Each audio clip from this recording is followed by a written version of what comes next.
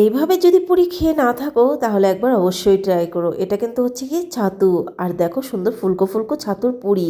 এটা যে কোনো জার্নিতে কিন্তু এই ছাতুর পুরিটা নিয়ে যেতে পারো। এটা ঠান্ডা খেতেও যেমন ভালো লাগে, গরম খেতেও ভালো লাগে। চলো রেসিপিটা শুরু করা যাক। এখানে আমি একদম পেঁয়াজগুলোকে একদম ঝিরিঝিরি করে নিতে হবে, কারণ বড় থাকা যাবে না। তার সঙ্গে নিতে হবে লঙ্কাগুলোকেও একদম ঝুরিঝুরি করে কেটে নিতে হবে। তার সঙ্গে কিন্তু ধনেপাতাগুলোকেও একদম কুচি কুচি করে কেটে নিয়েছি। তার মধ্যে দিয়ে দিলাম পরিমাণ মতো ছাতু, যতটুকু ছাতু লাগবে, তো যতটুকু পুরি হবে আর কি ততটুকুই জিনিসটা করে নিতে হবে। দিয়ে দেবো এখানে কিন্তু তেল, মানে হচ্ছে কি এটা আচারের তেল। আচারের তেল থাকলে দেবে, না থাকলে না দিলেও হবে। দিয়ে দিলাম পরিমাণ মতো নুন। নুনটা দেওয়ার পর ভালো করে মেখে কিছুক্ষণের জন্য এটাকে রেখে দিতে হবে। তাহলে এই ছাতু মাখাটা দিয়ে পুরি বানাতে তখন কিন্তু পুরিটা কিন্তু সুন্দর ভালো হবে। আর দেখো এখানে আটা নিয়ে নিয়েছি, তোমরা চাইলে আটা ময়দা মিক্সড করে নিতে পারো, সেটা আরো ভালো হবে।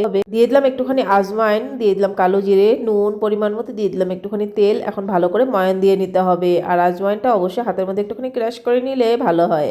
ভালোভাবে ময়ান দেওয়া হয়ে গেলে দিয়ে দেবো কিন্তু গরম জল, মানে উষুম গরম জল দিয়ে ভালো করে আমি আটাটাকে মেখে নেব।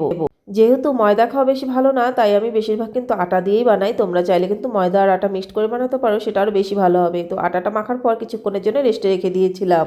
ছাতুটাকে মেখে রেস্টে রেখে দাও, আর তার সঙ্গে যদি আটাটাকেও মেখে রেস্টে রেখে দাও, সেক্ষেত্রে কিন্তু পুরিগুলো কিন্তু সুন্দর ভালো হবে। যে কোনো রুটির ক্ষেত্রেও কিন্তু আটাটা যদি মেখে আমরা রেখে দিই তারপরে যদি বানাই তখন কিন্তু রুটিটা খুবই ভালো হয়। লেচিগুলো কিভাবে কেটে নিয়েছি তোমরা দেখতেই পেয়েছো। তাকে কিন্তু একটুখানি গোল গোল করে সেটার ভিতরে ওই ছাতু মাখাটা ঢুকিয়ে তারপর ওটাকে কিন্তু ভালো করে একদম আটকিয়ে দিয়ে ভালো করে এবার আমি আস্তে আস্তে তেল দিয়ে কিন্তু আমি বেলে নিচ্ছি। তো দেখো একদমই কিন্তু বের হয়নি।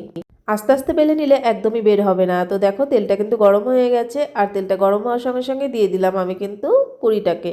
আমি যে পদ্ধতিতে বানিয়েছি সে পদ্ধতিতে যদি বানাও একদমই কিন্তু উপর থেকে বের হবে না ওই ছাতুটা। আর দেখো সুন্দর কিন্তু ফুলে ফুলে যাচ্ছে। তো এখন উল্টে পাল্টে কিন্তু আমি লালচে করে ভেজে নেব, কারণ আমাদের ঘরে সবাই একটু লালচে লালচে পুরিটাই বেশি ভালোবাসে। তোমরা যদি সাদা সাদা ভালোবাসো সাদা সাদা বানিয়ে নিতে পারো, কিন্তু আমি বলবো এই ছাতুর পুরিটা একটু লালচে লালচে করে ভেজে নিও। দেখো কত সুন্দর ফুলকো ফুলকো করে ভাজা হয়ে গেছে। আর এই ফুলকো ফুলকো ছাতুর পুরিটা খেতে কি যে ভালো লাগে।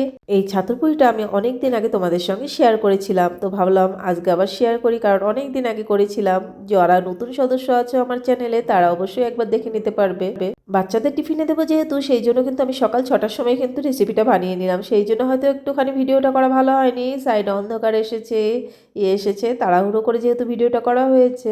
যাই হোক, আশা করি তোমাদের বুঝতে অসুবিধা হয়নি আমি কিভাবে বানিয়েছি ছাতুর পুরিটা। সত্যি বলছি, এটা ঠান্ডা হলে যেরকম টেস্টি লাগে এটা গরম খেতেও সেরকমই টেস্টি লাগে, মানে দুটো দু ধরনের টেস্ট হয়। তারপর এগুলো ভেজে তো বাচ্চাদের টিফিনে দিয়ে দিলাম, আর তারপর কিন্তু এখন হাজবেন্ডের জন্য আবার গরম গরম ভেজে দিচ্ছি, কারণ সকাল সকাল একটু গরম গরম খেতেই ভালো লাগবে। যারা বাইরের খাওয়া ভালোবাসো না তারা কিন্তু জার্নিতেও কিন্তু এই ছাতুর পুরিটা নিয়ে যেতে পারো। আর আমি টমেটো কেচাপের সঙ্গে সার্ভ করলাম। তোমরা চাইলে যে কোনো ঝাল চাটনি বা টমেটো কেচাপ বা যে কোনো সবজির সঙ্গে সার্ভ করতে পারো। আমার সবজির থেকে মনে হয় যে কোনো চাটনির সঙ্গে বেশি ভালো লাগে ছাতুর পুরিটা। তোমাদের যেটা ভালো লাগে তোমরা সেটার সঙ্গে খেতে পারো। আশা করছি রেসিপিটা তোমাদের খুব ভালো লেগেছে, আর তোমাদের একটা লাইক একটা কমেন্ট আমাকে আরো উৎসাহ করে তুলবে সুন্দর সুন্দর নিত্য নতুন রেসিপিগুলো তোমাদের সঙ্গে শেয়ার করার জন্য। চলো এখনকার মতো